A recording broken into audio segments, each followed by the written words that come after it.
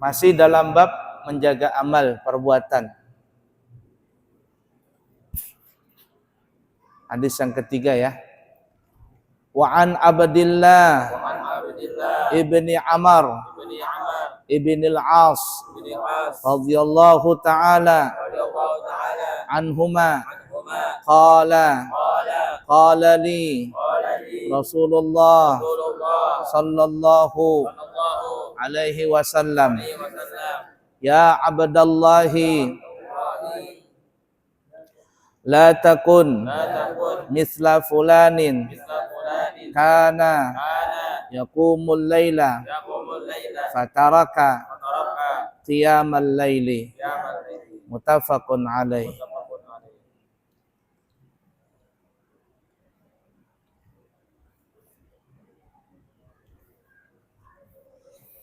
Dari Abdullah bin Amr bin As radhiyallahu ta'ala, semoga Allah meridai keduanya. Siapa keduanya? Abdullah bin Amr. Abdullah itu anak, Amr bapak.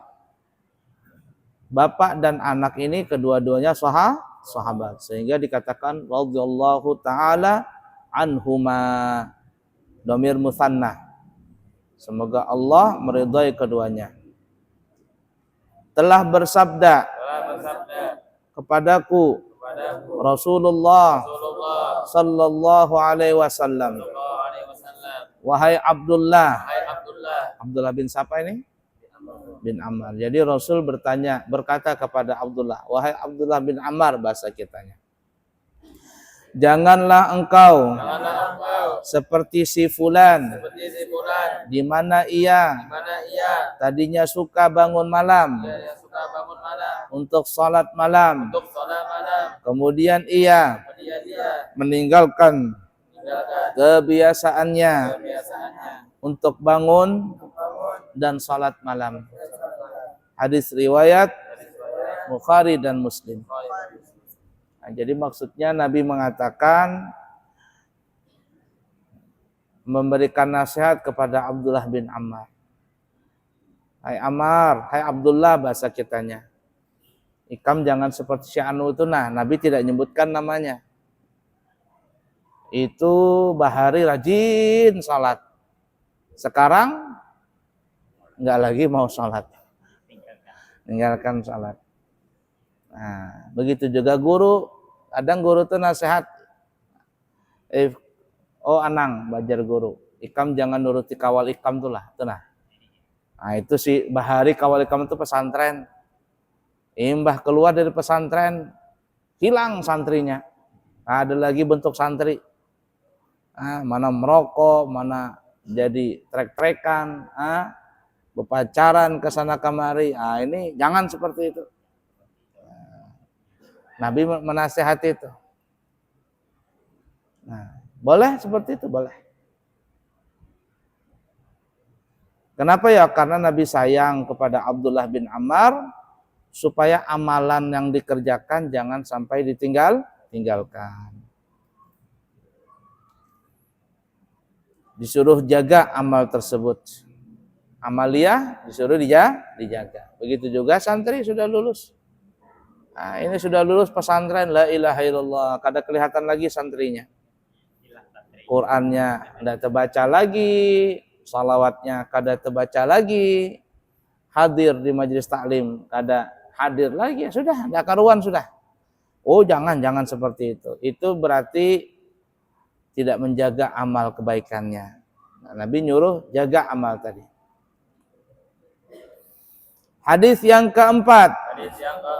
Wa an Aisyata radhiyallahu ta'ala anha qalat kana Rasulullah sallallahu alaihi wasallam idza fatathu as-salatu minal laili min waja'in aw ghairihi shalla minan nahari sintai asyrata rak'atan Rawahu Muslimun.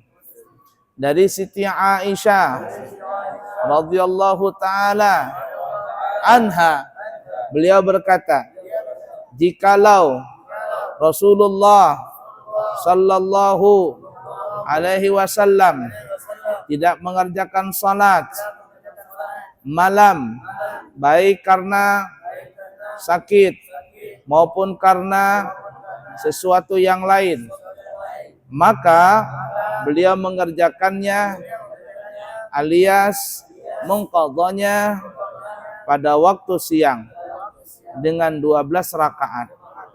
Hadis riwayat Muslim. Nah, di sini menjadi dalil bahwa apabila ada seseorang sudah terbiasa melaksanakan salat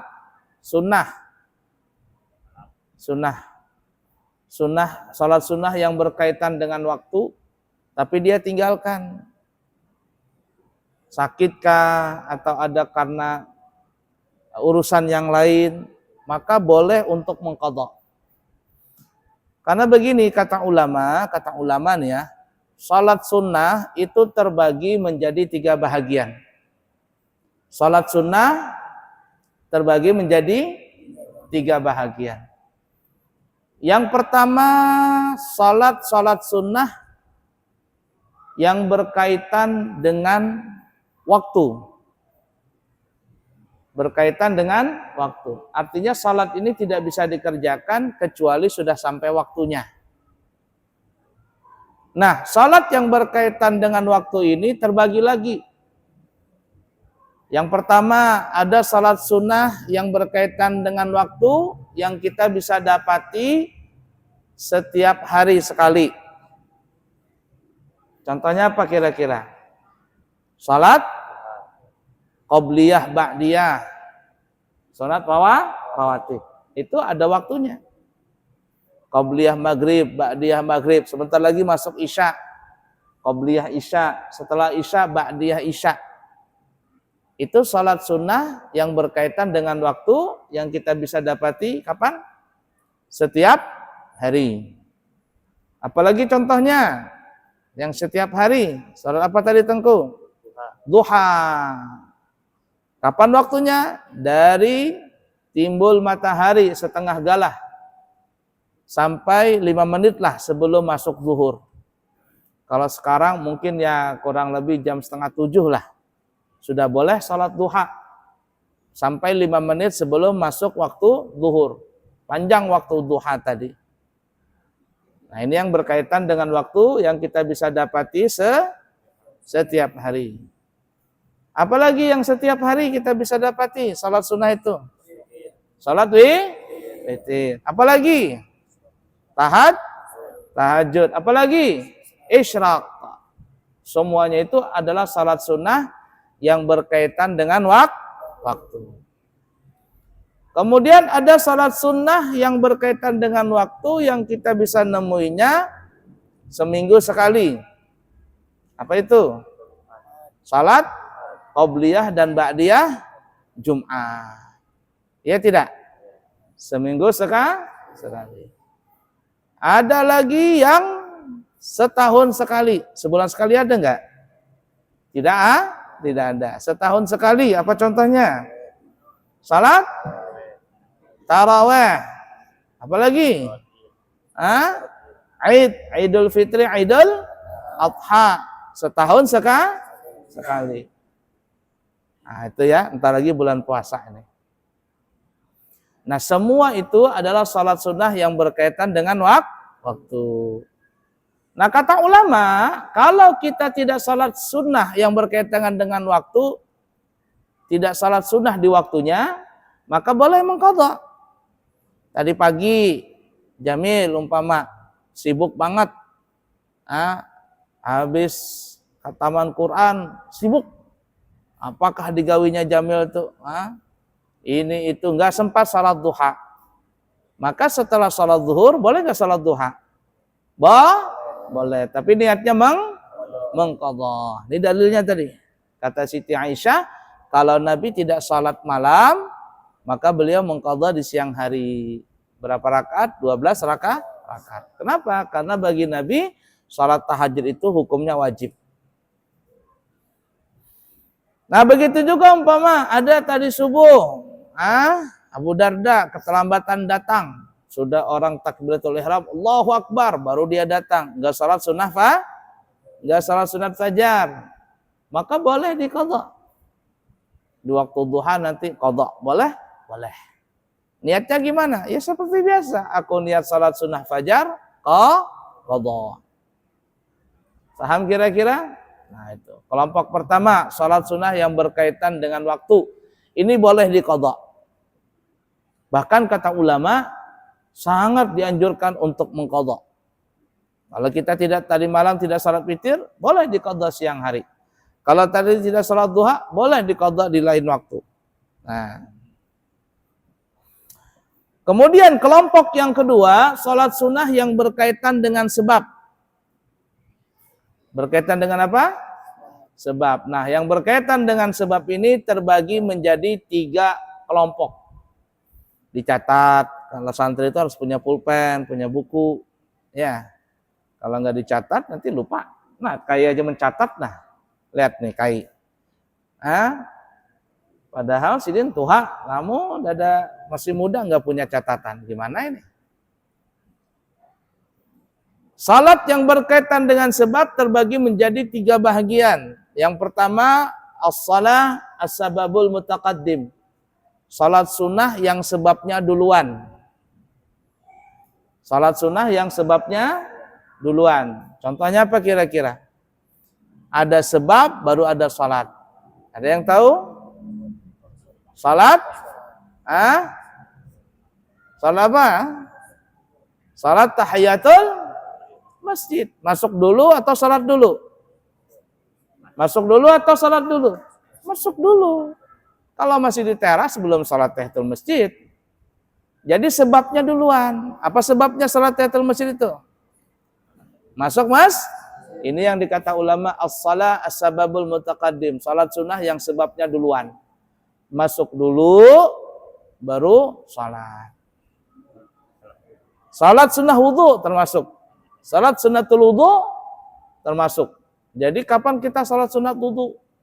Setelah wudu dulu baru salat. Ini yang dikatakan sebabnya duluan. Kemudian yang kedua yang berkaitan dengan sebab adalah as-salah as-sababul mutaqarin. Salat yang bisa dikerjakan dengan bersamaan terjadinya sebab. Ada sebab, adanya salat. Dimulainya sebab, dimulainya salat. Selesai sebabnya, maka berakhir juga salatnya. Salat apa kira-kira? Gerhana. Kapan salat gerhana dimulai? Al-kusuf wal khusuf. Kusuf, gerhana matahari. Khusuf, bilkha, gerhana bulan. Ketika terjadi gerhana matahari, ketika terjadi gerhana bulan, dia mulai gerhana, maka kita juga mulai salat. Kalau sebelum gerhana, boleh nggak salat gerhana? Boleh tidak? Tidak boleh. Atau selesai gerhana, gerhananya sudah selesai, baru salat juga boleh? Nggak boleh. Artinya nggak ada salat. Kemudian yang ketiga yang berkaitan dengan sebab as-salah as-sababul mutaakhir. Salat duluan tapi sebabnya belakangan. Apa kira-kira? Apa istisqa? Minta hujan. Hujannya belum, salatnya duluan. Ya, salat apa lagi? Salat hajat begitu juga. Hajat mau ngapain? Saya salat hajat mau pergi umrah, pergi haji. Lah pergi haji belum, pergi umrah belum, tapi salat duluan. Nah, ini salat sunnatul, salat sababul mutaakhir, sebabnya terdahulu. Salat apa lagi? Salat sunnah safar. Ya, sunnah safar. Orang mau berangkat kemana? Ke umrah. Biasanya salat sunnah safar dulu. Sunnahnya di masjid. Turun dari masjid, kembali ke masjid. Afdalnya begitu. Jadi salat di masjid dulu, salat sunnah safar, setelah itu baru berangkat. Musafirnya belum, tapi sholatnya duluan. Nah ini ya, perhatikan ini. Sholat sunnah yang berkaitan dengan sebab, baik sebabnya duluan, seperti sholat sunnatul wudu, sholat tahiyatul masjid, atau sholat sunnah yang sebabnya bersamaan, seperti sholat gerhana matahari, gerhana bulan, atau sholat sunnah yang sebabnya terdudi, seperti sholat istisqa, salat hajat. Maka, perhatikan ini, maka apabila seseorang meninggalkan salat-salat sunnah yang berkaitan dengan sebab, orang tersebut tidak dianjurkan untuk mengqadha. Nah, gerhana bulan cuman 5 menit. Mulai gerhana, waduh nggak sempat kayaknya nih. Kenapa? Sakit perut. Masuk WC, setelah selesai WC, wudu dan sebagainya, pas mau sholat, gerhananya sudah hilang. Gerhananya sudah hilang. Apakah diqadha sholatnya? Nggak ada qadha. Kenapa? Karena dia bukan berkaitan dengan waktu. Atau ada orang masuk ke masjid, tiba-tiba langsung duduk, dok. Aduh, aku lupa salat tahiyatul masjid. Apakah salat tahiyatul masjid expire sudah? Expire. Ruah jar orang Banjar. Jadi gimana? Ya sudah, nggak ada salat tahiyatul masjid. Lalu apa? Boleh nggak salat tahiyatul masjid? Boleh. Kapan? Keluar dulu. Keluar dulu, berniat keluar dari masjid, walaupun cuma 2 menit, 3 menit, merokok di luar situ. Masuk lagi. Tapi jangan lupa kumur, nanti bawa rokok mulutnya. Masuk lagi, baru salat tahiyatul masjid. Jadi salat tahiyatul masjid yang kedua ini bukan qadha daripada meninggalkan salat tahiyatul masjid yang pertama, tidak. Karena salat yang berkaitan dengan sebab ini tidak bisa diqadha. Kalau sudah lewat, ya lewat sudah. Paham kira-kira? Bukan salat seperti salat sunnah yang berkaitan dengan waktu tadi. Maka boleh diqadha. Tidak salat duha, boleh diqadhanya di siang hari. Tadi malam tidak salat witir, boleh diqadhanya di siang hari. Bahkan kata ulama, lebih afdal dia mengqadha daripada sama sekali dia tidak mengqadha. Paham kira-kira? Nah, baik, kelompok yang kedua, salat yang berkaitan dengan sebab. Kemudian bahagian yang ketiga adalah salat sunnah yang tidak berkaitan dengan waktu dan juga tidak berkaitan dengan sebab. Gak ada waktunya, gak ada sebabnya. Tidak ada waktu, tidak ada sebab. Disebut namanya salat mutlak. Mutlak. Tidak ada kaitan dengan apapun. Nah, termasuk kata ulama, salat sunnah mutlak ini salat tasbih.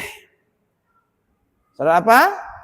Tasbih. Apalagi salat birrul walidain, salat hadiah, itu sebenarnya masuk salat mutlak itu. Makanya kalau kita lihat buku di Risalah Amaliyah itu, nah, salat apa namanya itu, salat hadiah, niatnya bukan aku salat sunat hadiah, nah, bukan salat sunat hadiah, tapi niatnya aku salat mutlak. Jangan salat hadiah. Salat mutlak, karena kalau orang salat hadiah itu masih simpang siur apakah ada dalilnya atau tidak. Tapi kalau salat mutlak, sepakat para ulama itu boleh. Tapi kalau sudah menyebut nama, nah ini yang jadi masalah. Apalagi ini sebentar lagi salat nisfu Sya'ban. Ada orang katanya salat malam nisfu Sya'ban. Nah, jangan pakai nisfu Sya'ban. Nah, karena itu simpang siur, ulama-ulama kita itu mengganti salat apa namanya itu, salat nisfu Sya'ban itu dengan apa? Salat tasbih. Kalau tasbih ada dalilnya. Nah, tasbih nggih. Sayyidina apa namanya, Rasulullah SAW memberikan nasihat kepada Sayyidina Abbas, paman beliau. Wahai pamanku, bahasa kitanya, kalau engkau bisa salat tasbih setiap hari, maka kerjakan. Kalau tidak bisa setiap hari, maka seminggu sekali. Kalau tidak bisa seminggu sekali, maka sebulan sekali. Kalau tidak bisa sebulan sekali, maka setahun sekali. Nah, ini ulama kita. mengganti salat nisfu Sya'ban yang mungkin gak ada jelas hadisnya, diganti yang ada dalilnya, salat tasbih tadi. Dikerjakan di malam nisfu Sya'ban. Kalau tidak bisa setahun sekali, maka sekali seumur hidup. Saking pentingnya tuh salat tasbih. Paham kira-kira? Nah, itu semuanya masuk kategori salat mutlak. Nah, salat mutlak ini boleh dikerjakan di siang hari, boleh dikerjakan di malam hari. Salat tasbih itu, salat tasbih tadi. Tapi yang tidak boleh dikerjakan di 5 waktu. 5 waktu ini nggak boleh. Apa itu? Setelah salat asar. Yang kedua setelah salat subuh. Yang ketiga pada saat matahari terbenam. Yang keempat pada saat matahari terbit, karena terbenam dan terbit di antara 2 tanduk setan. Yang kelima pada saat matahari di tengah-tengah.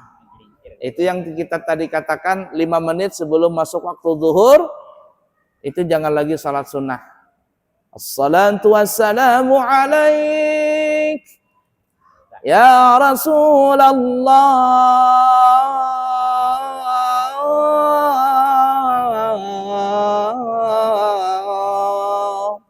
5 menit nih sebelum itu. Stop, jangan lagi salat sunnah. Kecuali salat tahiyatul masjid. Boleh. Salat lagi, salat sunnah wudu boleh. Kenapa? Karena sebabnya duluan. Itu enggak apa-apa salat tahiyatul masjid. Karena sebabnya duluan. Atau setelah salat asar, kurang lebih jam 5 terjadi gerhana. Boleh enggak salat gerhana setelah salat fardu asar? Boleh. Kenapa? Karena sebabnya salat itu bersamaan dengan terjadinya sebab.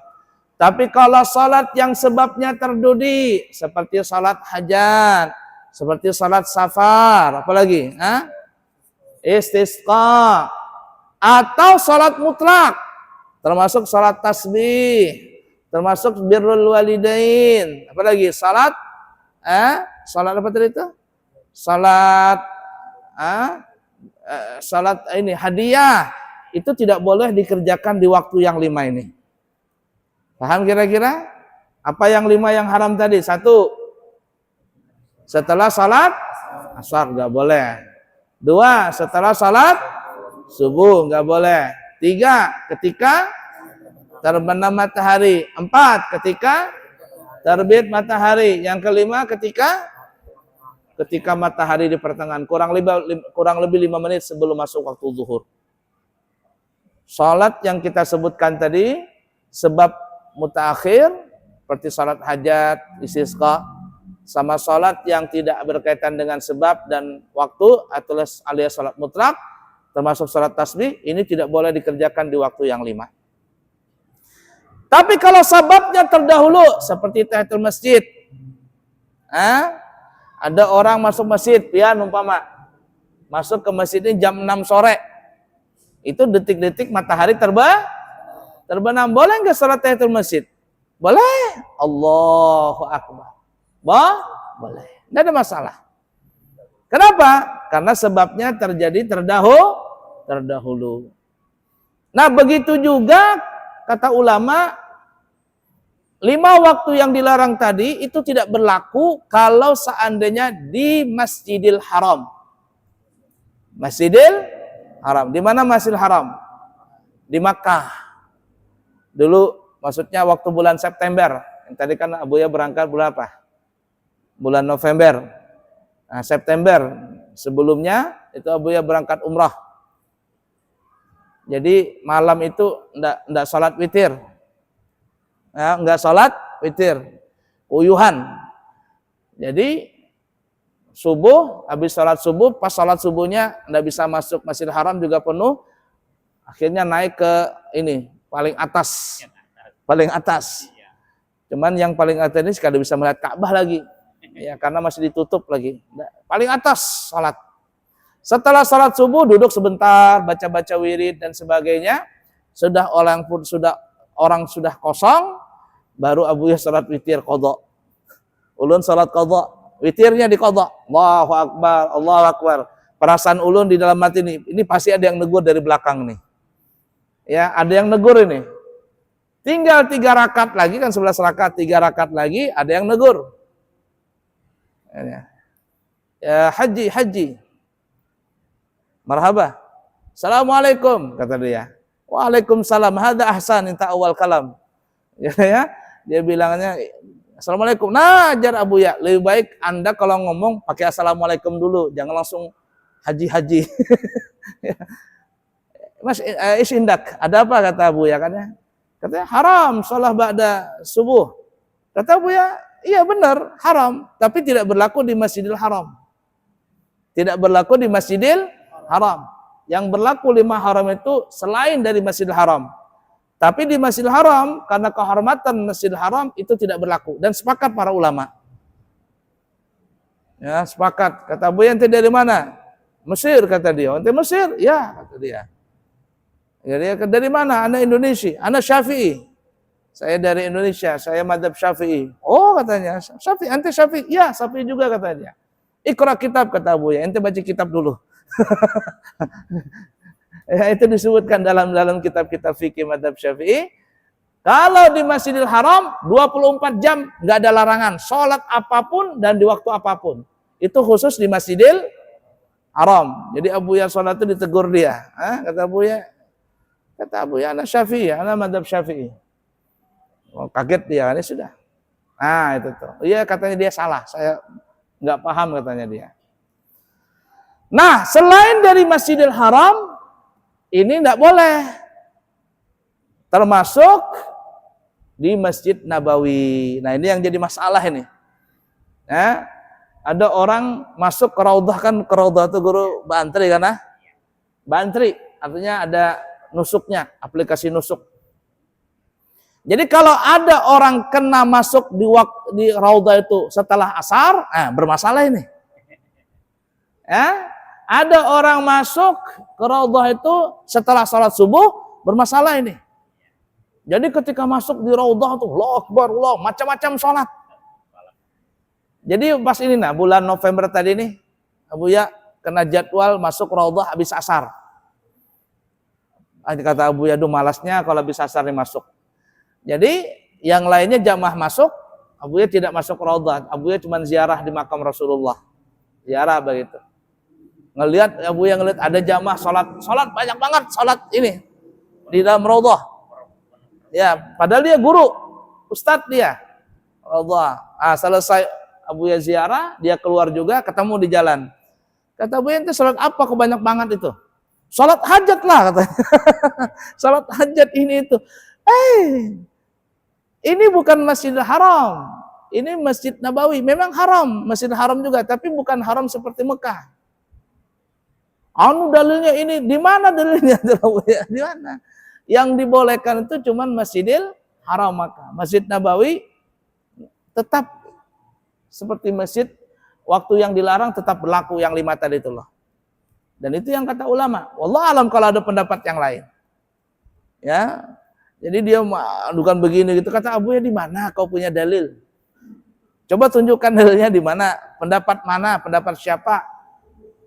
Nah, itu ya. Nah, itu jadi kalau kita masuk ke Raudhah setelah salat asar, apalagi setelah salat subuh umpama, kita boleh mengerjakan 1, salat qadha. 2, salat sunatul wudu. 3, salat tahiyatul masjid. Oh, tadi subuh aku lupa salat sunat fajar. Qadha saja di situ. Allah, aku salat tahiyatul masjid, salat wudu, dan salat qadha fajar. Selesai. Tapi kalau salat hajat, nah. Kenapa? Ini bukan Masjidil Haram. Paham kira-kira? Nah, Abuya tuh berapa kali berangkat umrah, ketika jadwal Raudhah, Abuya terkadang nggak masuk Raudhah. Terkadang nggak masuk. Kenapa? Karena ya Raudhah sama dalam masjid. Jadi kita sholat dalam Raudhah dengan sholat di Masjid Nabawi itu sama saja pahalanya 100.000. Cuman Raudhah ini memang ada spesial tempatnya karena dia Raudhah min riyadul jannah, kebun daripada kebun surga. Tapi segi pahala sama.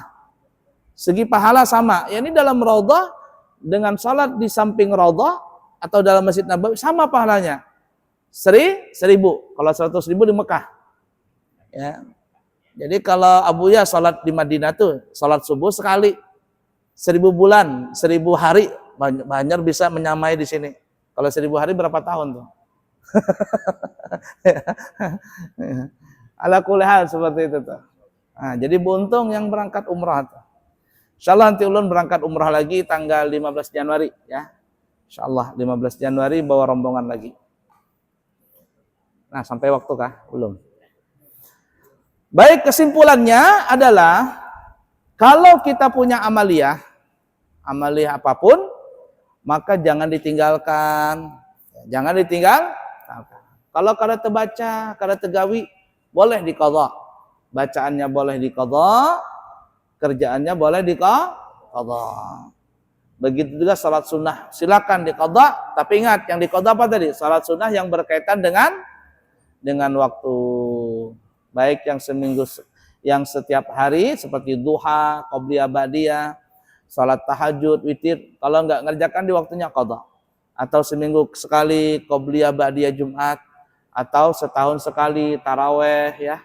Atau apa lagi Idul Fitri, Idul Adha, itu boleh diqadha kalau tidak dikerjakan di waktunya. La ilaha illallah Muhammad Rasulullah sallallahu alaihi wasallam. Baik, cukup dulu. Sisa 4 menit lagi atau 3 menit masuk waktu Isya. Semoga bermanfaat dan semoga kita bisa mengamalkannya. Yang mau berumrah awal Ramadan kita buka harga 33 juta. Berangkat di tanggal 28 Februari. Ya, 10 Ramadan pertama. 33 juta saja. Kalau di pertengahan Ramadan, akhir Ramadan itu harganya 40 jutaan. Karena harga hotel naik. Nah, kita masih agak murah karena di awal Ramadan. Insya Allah berangkat tanggal 28 Februari, awal Ramadan itu sudah ada di Masjid Nabawi, Madinah, Al-Munawwarah. 33 juta. Yang mau berangkat Januari, tanggal 15 Januari, kita buka harga dengan harga 32 juta, tapi semuanya duduk manis. Gratis semuanya, ke Taif gratis, naik kereta gantung gratis, masuk Museum Wahyu gratis, dapat kurma 3 kilo gratis, jalan ke sana, jalan ke sini gratis semuanya. Ya, gratis itu. Siapa ada yang berminat Januari tanggal 15 dan Ramadan tanggal 28 Februari. Semoga ada manfaatnya dan semoga kita bisa mengamalkannya. Subhanakallahumma wa bihamdika asyhadu an la ilaha illa anta astaghfiruka wa atubu ilaik wa akhiru kalam wassalamu alaikum warahmatullahi wabarakatuh.